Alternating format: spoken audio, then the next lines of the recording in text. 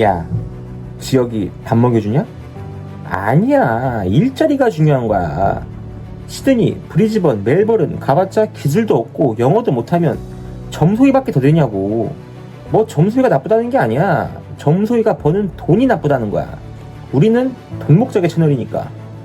뉴비들아, 워홀의 역사를 알려줄게. 잘 들어봐. 농장에서 일만 해도 행복하던 시절이 있었어.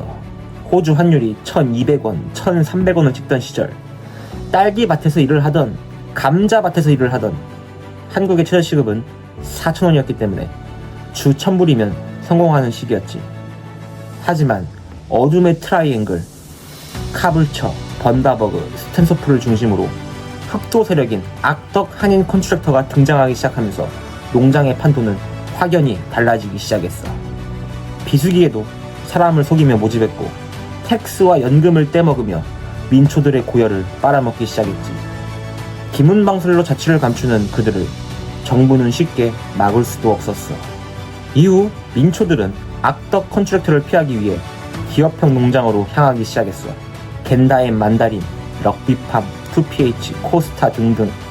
하지만 농장의 한계는 분명히 존재했고 사람들은 보다 안정적인 시급제를 원했지. 그렇게 공장의 시대가 열리게 된 거야. 킬코이, 인햄, 스위커스, 기내식 공장, 돌공장, 돌소냐, 모펫, 칼플래시 등등.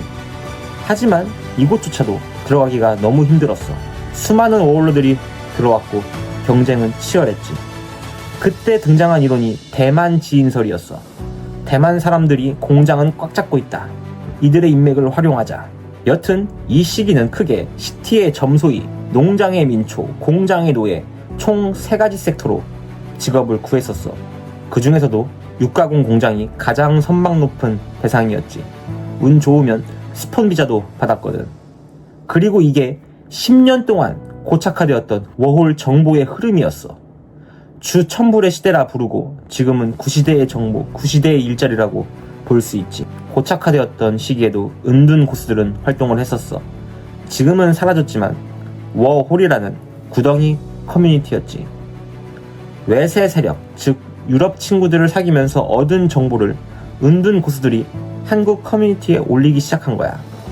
3대장 이론은 여기서 처음 등장하게 된 거야.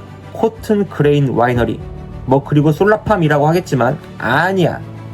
정확히는 슈가케인, 사탕수수였어. 사탕수수는 퀸즐랜드 북부 쪽에 자리 잡고 있어. 프랑스 애들이 간다고 들었는데 한국인이 뚫은 사례는 아직 나는 보지 못했어. 여튼 정보가 이렇게 풀려도 3대장 이론을 실천하는 사람은 극히 드물었어. 그런데 어느 날 전 세계적으로 역병이 퍼지기 시작한 거야. 바로 코로나였지.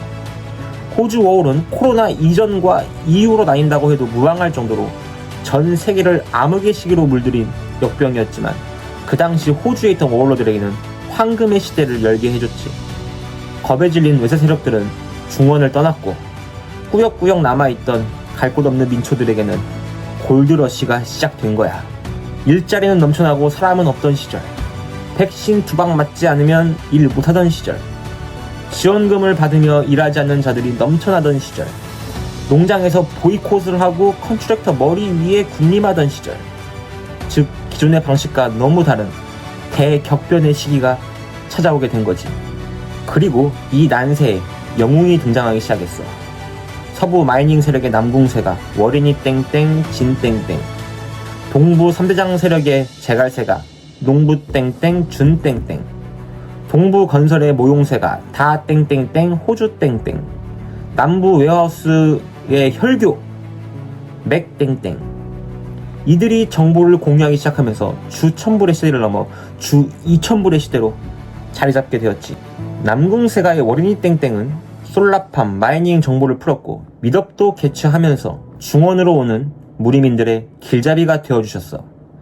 자격증을 여러 개 따도 직업이 구해지지 않는 그 주아인마에 빠진 친구들을 혈자리를 딱딱딱 짚어가면서 이력서를 수정해주고 합격하게 만들었지. 그리고 그렇게 합격한 후기 지수들이 또 새로 오는 뉴비들을 도와주며 여기는 선순환 구조가 이루어지고 있어.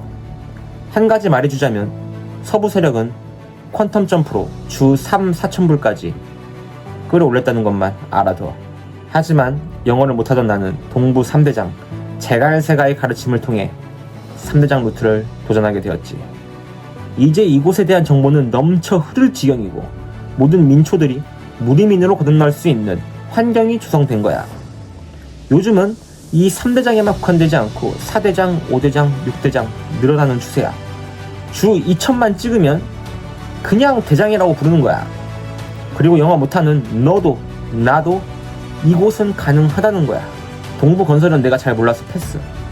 마지막으로 남부 혈교, 왜 이 새끼만 혈교냐 물어본다면 한국에서 사기를 치고 호주에 잠적한 사기꾼이었어.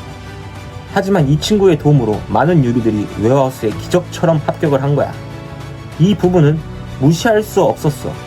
얘가 이력서만 수정해주면 합격을 하는 거야. 혈마술 그 자체였지.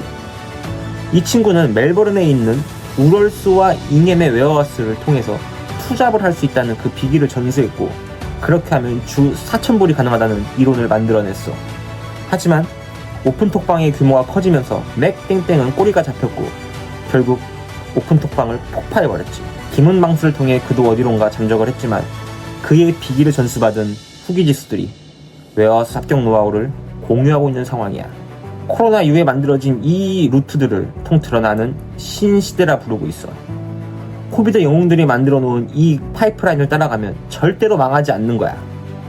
지금의 뉴비들은 이 파이프라인을 토대로 취합하고 변형시키고 또 새롭게 개척하면서 돈을 위한 1년 루트를 만들고 있어.